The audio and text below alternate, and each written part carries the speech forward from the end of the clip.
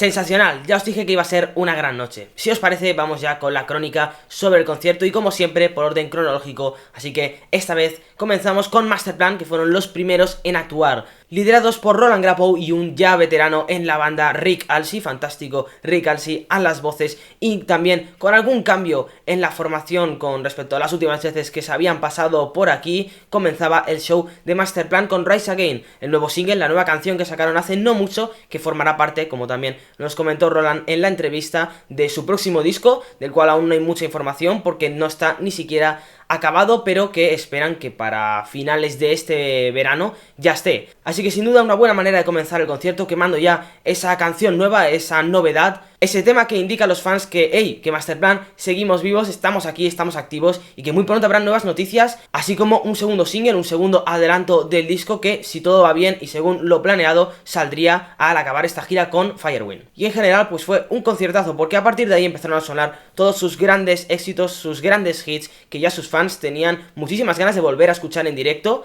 Así que quizás no fue un setlist innovador, que yo crea no hubo ninguna gran sorpresa en el repertorio, pero sí que es cierto que fueron al grano y tocaron lo que yo entiendo que tenían que tocar tras unos años de parón. Esos clasicazos de Masterplan que ya todos tenemos mitificados, que te ponen los pelos de punta y te ponen las pilas también muy rápido. Así que con un repertorio más que decente, podríamos decir brillante, siendo lo esperado, y con un sonido correcto que mejoraba y empeoraba por momentos, Masterplan selló un muy buen concierto. Eso sí, una crítica que hay que hacer desde ya es el tiempo del concierto. Roland nos dijo en la entrevista que eran 80 minutos para cada banda y Masterplan no llegó siquiera a los 80 minutos, estarían quizás cerca de los 70 minutos, alrededor de 70 minutos creo que sería lo más ajustado, pero eso contando el gran parón que hicieron para presentar a la banda en la última canción. Realmente en el resto del concierto no es que hiciesen grandes pausas, pero en esa canción sí que se tomaron su tiempo para ir presentando a cada miembro de la banda y sí que quizás cortó un poco el ritmo, aunque ya era el final del concierto. Y otra cosa a comentar quizás sería el ambiente, el de la banda, porque la verdad es que el público estuvo súper bien, bastante aforo ya con Masterplan, evidentemente porque mucha gente iba específicamente por Masterplan y el ambiente fue excelente, pero sí que es verdad que a la banda se le notaba como bastante más de fiesta, como de vacaciones, por decirlo de alguna forma, no como un show de cabezas de cartel, que se supone que es lo que traían junto a Firewind. No se veía algo quizás tan serio, se veía como si estuviesen de festival en festival o, como ya he dicho, como una especie de vacaciones. Algo que tampoco está mal porque al final cumplieron, fueron profesionales y su show fue muy bueno y sin duda es para repetir. Pero se notaba un ambiente más de hobby que de trabajo, que fue uno de los puntos que tratamos en esa maravillosa entrevista con el guitarra y fundador de Masterplan. Pero bueno, el caso es que fue un gran show, que es algo que ya nos veníamos imaginando y acabamos exhaustos con Masterplan ya, después de cantarlo absolutamente todo. Aún nos quedaba Firewind, de los que vamos a hablar ahora. Y es que la actitud de los liderados por el griego Gus G a la guitarra, un fenómeno, un virtuoso y probablemente para mí uno de los mejores del mundo actualmente, venían dando unas impresiones mucho más serias, con ganas de salir ahí y ser los triunfadores de la noche, o al menos ser los claros cabezas de cartel de la noche, que al final así fue.